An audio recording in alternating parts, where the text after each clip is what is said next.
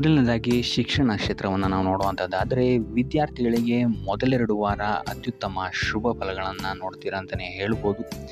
ನಿರಂತರ ಏಕಾಗ್ರತೆಯಿಂದ ನಿಮ್ಮ ವಿದ್ಯಾಭ್ಯಾಸದಲ್ಲಿ ಏಳಿಗೆಯನ್ನು ನೀವು ನೋಡ್ತೀರಾ ಅಂತಲೇ ಹೇಳ್ಬೋದು. ಇನ್ನು ಹೊರ ಪ್ರದೇಶದಲ್ಲಿ ವಾಸಿಸ್ತಾ ಇರುವಂತಹ ವಿದ್ಯಾರ್ಥಿಗಳಿಗೆ ವಿಷಯಗಳು ಸ್ವಲ್ಪ ಕಠಿಣವಾಗಬಹುದು. ಸೊ ಆದ್ದರಿಂದ ನಿಮ್ಮ ಗುರುಗಳ ಸಲಹೆ ಮತ್ತು ಸಹಕಾರವನ್ನು ಪಡೆಯುವಂಥದ್ದು ನಿಮಗಿಲ್ಲಿ ಸಹಾಯಕವಾಗಿದೆ ಅಂತಲೇ ಹೇಳ್ಬೋದು. ಇನ್ನು ನೀವೇನಾದರೂ ಸ್ಪರ್ಧಾತ್ಮಕ ಪರೀಕ್ಷೆಗಳಲ್ಲೇನಾದರೂ ನೀವು ಭಾಗಿಯಾಗ್ತಾ ಇದ್ದೀರಾ ಅಂತ ಹೇಳಿದ್ರೆ ಇಲ್ಲಿ ನೀವು ನಿರೀಕ್ಷಿಸಿದಂತಹ ಫಲಗಳು ನಿಮಗೆ ಈ ತಿಂಗಳು ಸಿಗುವಂತಹ ಸಾಧ್ಯತೆಯೂ ಸಹಿತ ಹೆಚ್ಚಾಗಿದೆ ಅಂತಲೇ ಹೇಳ್ಬೋದು. ಇನ್ನು ಉನ್ನತ ಶಿಕ್ಷಣ, ತಾಂತ್ರಿಕ ವಿಭಾಗ, ವೈದ್ಯಕೀಯ ವಿಭಾಗ ಅಥವಾ ಕಾನೂನು ವಿಭಾಗಗಳಲ್ಲಿ ವ್ಯಾಸಂಗ ಮಾಡ್ತಾ ಇರುವಂತಹ ವಿದ್ಯಾರ್ಥಿಗಳಿಗೆ ಈ ತಿಂಗಳು ಮಿಶ್ರ ಫಲ ಅಂತಲೇ ಹೇಳ್ಬೋದು. ಸೊ ಟೋಟಲ್ ಆಗಿ ನೋಡುವಂಥದ್ದಾದರೆ ಈ ತಿಂಗಳು ವಿದ್ಯಾರ್ಥಿಗಳಿಗೆ ಮಿಶ್ರ ಫಲ ಅಂತಲೇ ಹೇಳ್ಬೋದು. ಇನ್ನು ಕುಟುಂಬ ವಿಚಾರಕ್ಕೆ ಬರುವಂಥದ್ದಾದರೆ ಕುಟುಂಬ ವಿಚಾರದಲ್ಲಿ ಈ ತಿಂಗಳು ನಿಮಗೆ ಉತ್ತಮವಾದಂತಹ ಫಲಗಳಿದೆ ಅಂತಲೇ ಹೇಳ್ಬೋದು. ಸೊ ಶಾಂತಿ ಸಂತೋಷಗಳು ನಿಮ್ಮ ಮನೆಯಲ್ಲಿ ಈ ತಿಂಗಳು ನೆಲೆಸಿರುತ್ತೆ ಅಂತಲೇ ಹೇಳ್ಬೋದು. ಸೊ ಇದರಿಂದಾಗಿ ಇಲ್ಲಿ ನಿಮ್ಮ ಕುಟುಂಬ ಸದಸ್ಯರ ಸಹಕಾರವೂ ಸಹಿತ ನಿಮಗಿಲ್ಲಿ ಹೆಚ್ಚಾಗಿ ಸಿಗುತ್ತೆ ಈ ತಿಂಗಳು ಅಂತ ಹೇಳ್ಬೋದು. ಸೊ ಇದರಿಂದಾಗಿ ನಿಮ್ಮ ನಡುವಿನ ಬಾಂಧವ್ಯವೂ ಸಹಿತ ಇಲ್ಲಿ ಹೆಚ್ಚಾಗುತ್ತೆ ಅಂತಲೇ ಹೇಳ್ಬೋದು. ಇಲ್ಲಿ ಕೆಲವೊಬ್ಬರಿಗೆ ಕೆಲಸದ ವಿಚಾರವಾಗಿ ಮನೆಯಿಂದ ದೂರ ಉಳಿಯಬೇಕಾದಂತಹ ಪರಿಸ್ಥಿತಿಗಳು ಸಹಿತ ಇಲ್ಲಿ ಬರಬಹುದು.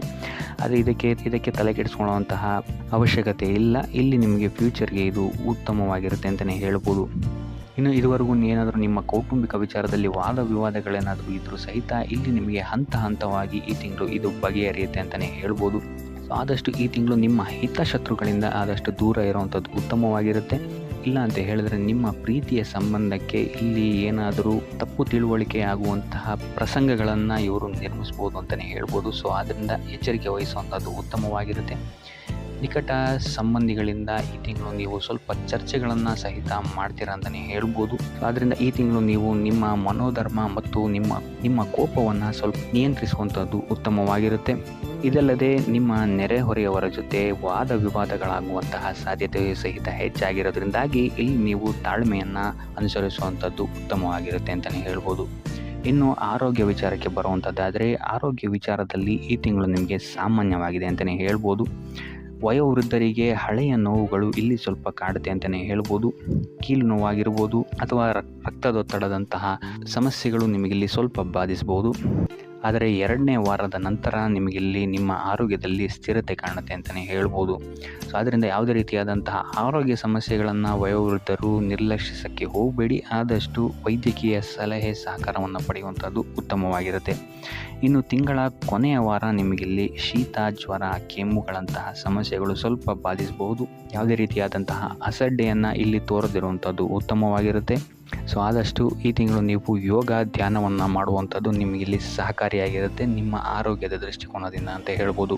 ಇನ್ನು ವೃತ್ತಿ ಜೀವನವನ್ನು ನಾವು ನೋಡುವಂಥದ್ದಾದರೆ ವೃತ್ತಿ ಜೀವನದಲ್ಲಿ ನೀವು ಇತರರ ಮಾತುಗಳನ್ನು ಕೇಳಿ ಇಲ್ಲಿ ನೀವು ಸ್ವಲ್ಪ ತೊಂದರೆಗಳಿಗೆ ಒಳಗಾಗ್ಬೋದು ಅಂತಲೇ ಹೇಳ್ಬೋದು. ಸೊ ಆದ್ದರಿಂದ ವೃತ್ತಿ ಜೀವನದಲ್ಲಿ ಯಾರ ಮಾತನ್ನು ಕೇಳದೆ ನಿಮ್ಮ ಮನಸ್ಥಿತಿಗೆ ಹೇಗೆ ಬರುತ್ತೆ ಹಾಗೆ ಹೋಗುವಂಥದ್ದು ಉತ್ತಮವಾಗಿರುತ್ತೆ.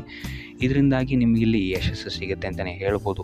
ಇನ್ನು 2ನೇ ವಾರದ ನಂತರ ನಿಮಗಿಲ್ಲಿ ನಿಮ್ಮ ಕಾರ್ಯಗಳು ಸುಗಮವಾಗಿ ನಡೆಯುತ್ತೆ ಅಂತಲೇ ಹೇಳ್ಬೋದು. ಸೊ ಇದರಿಂದಾಗಿ ಇಲ್ಲಿ ನಿಮಗೆ ಅಗತ್ಯವಿರುವಂತಹ ವ್ಯಕ್ತಿಗಳ ಸಲಹೆ ಮತ್ತು ಸಹಕಾರವೂ ಸಹಿತ ಇಲ್ಲಿ ನಿಮಗೆ ಸಿಗುತ್ತೆ ಅಂತಲೇ ಹೇಳ್ಬೋದು.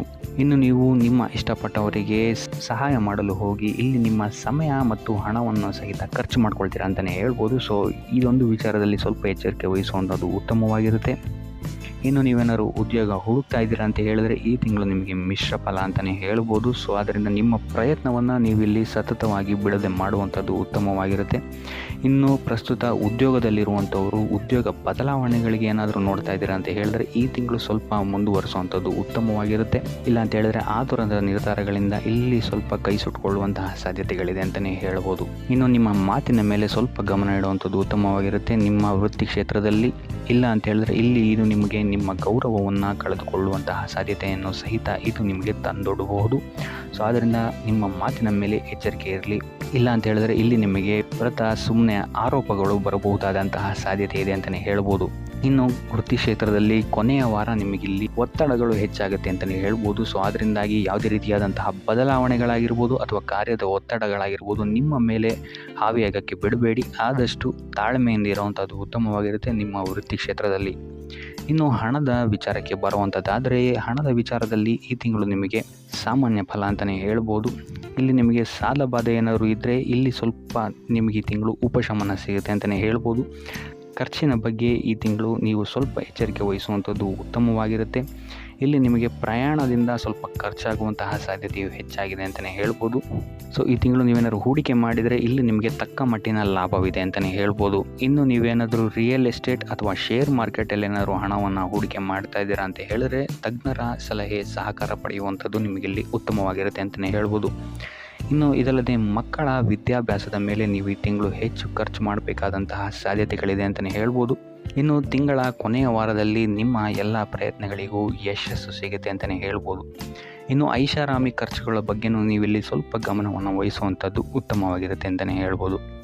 ಇನ್ನು ಉಪಾಯ ವಿಚಾರಕ್ಕೆ ಬರುವಂಥದ್ದಾದರೆ ಶಿವನ ಆರಾಧನೆಯನ್ನು ಮಾಡುವಂಥದ್ದು ಅಥವಾ ಸೋಮವಾರದಂದು ಶಿವನಿಗೆ ಬಿಲ್ವ ಪತ್ರೆಯನ್ನು ನೀಡುವಂಥದ್ದು ಆರ್ಥಿಕ ಸ್ಥಿತಿಯಲ್ಲಾಗಿರ್ಬೋದು ಅಥವಾ ವೃತ್ತಿ ರಂಗದಲ್ಲಾಗಿರ್ಬೋದು ಸಮಸ್ಯೆಗಳಿಂದ ನಿಮಗಿಲ್ಲಿ ಪಾರಾಗಕ್ಕೆ ಸಹಾಯ ಆಗುತ್ತೆ ಅಂತಲೇ ಹೇಳ್ಬೋದು. ಸೊ ಇದಾಗಿತ್ತು ಈ ತಿಂಗಳ ನಿಮ್ಮ ರಾಶಿ ಭವಿಷ್ಯ.